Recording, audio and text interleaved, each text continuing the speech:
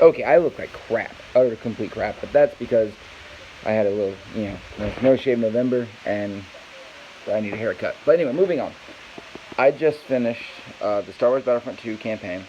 Now, as far as I've seen so far, I haven't seen anything like this fan theory.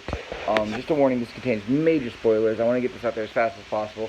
I might make a video that goes a bit more in depth to it later on in time, but I wanted to get a video up of this ASAP. Now, like I said, major spoilers in this. If you have not played the Star Wars Battlefront 2 campaign yet, and you don't want any of these spoilers, this is the time to stop. Okay, well, so we're going to go on into Star Wars Battlefront 2. The story follows Iden Verso. She is the main character in the campaign. It takes place right up. You open up on her. She's in a holding cell on a rebellion ship. Now, right after the rebellion ship, she goes straight to Endor to try to take back the shield generator for the Death Star on the moon. Now, this takes place over a year and a couple days, I do believe, is the length of the story. Now, she ends up going and transferring over to the Rebels after realizing the true face and true colors of the Empire. Now, her and another squad member, she has two squad members, she has Del and Hask. Hask actually supports the Empire 100%. He's got them, so he stays behind and tries to track them down and basically kill them. Now, Del meets Luke on a mission, and basically that instills doubt within himself on the Empire. So when Iden decides to defend civilians and go against orders, he's with her 100% of the way.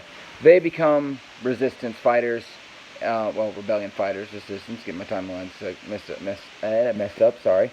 Now, they become rebellion fighters, and at first they would become rebellion fighters, trying to take out project. The project that they were doing. Okay, I didn't just finish it, but it involved satellites, and it would make storms, and the storms would basically kill everything on the planet. Now, they were doing this to their own worlds. They weren't like going to rebel-controlled worlds and doing this. They were attacking imperial worlds. So, but at they fight. Fast forward all the way up to a year after, like I said. Battle of Jakku. The end of Battle of Jakku, Del and Aizen kiss. Happily ever after, blah, blah, blah, blah, blah. So you think. Very next level is called Discoveries. He plays Kylo Ren. It goes a bit more in depth on how his infiltration into his enemies' minds might work. But in it, he mentions Iden, and then he says, "Oh, your daughter."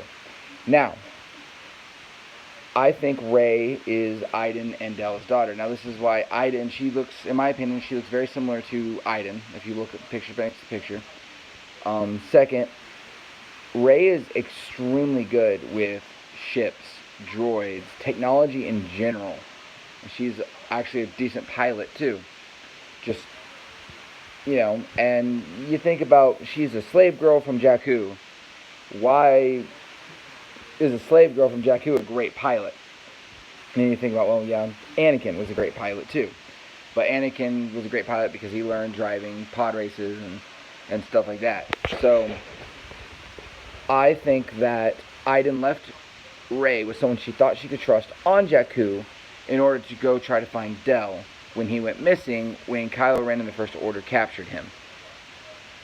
They never really explain how time could pass on other planets and stuff, but they also never say really how long Del is in captivity or has been captured or was on the run or doing whatever he was doing. So he could have been on the run or captured for many years while Iden goes to look at him. That's my theory. I really do. It's just some things here and there that, in my opinion, they don't hold.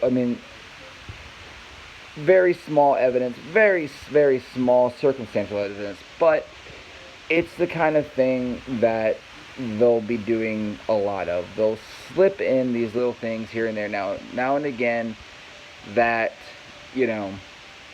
just, you really have to pay attention to everything to catch. It's like Thor with the Infinity Gauntlet. In Thor 1, the Infinity Gauntlet is sitting safe inside the vault on Asgard. However, in Thor Ragnarok, yet again, spoilers, Helena walks right up to it and goes fake and pushes it over. Because, well, and at the end of Guardians, Thanos grabs the Infinity Gauntlet out of his own little vault. And a lot of people were like, well, how is this possible if the Infinity Gauntlet is there? They just, and they kind of pointed this out. They fixed their mistake. Now, Disney has a habit of doing stuff like that, putting little things in stories, books, / movies to promote the bigger picture behind the scenes that you won't notice unless you're really looking for some things. So I'm not going to go off into the whole Disney conspiracy theory, because there is stuff like the ship that crashed and stranded Tarzan and his family in the jungle was the same ship that is at the bottom of the ocean that Ariel swims in. It's just really complicated. I don't really follow it that well, but I'm not really too interested in that. It's not Star Wars. As you can see, I am a huge Star Wars fan. I have like nothing but Star Wars stuff. But that's it. I know it's a long theory video. Tell me what you think in the comments. Like and subscribe.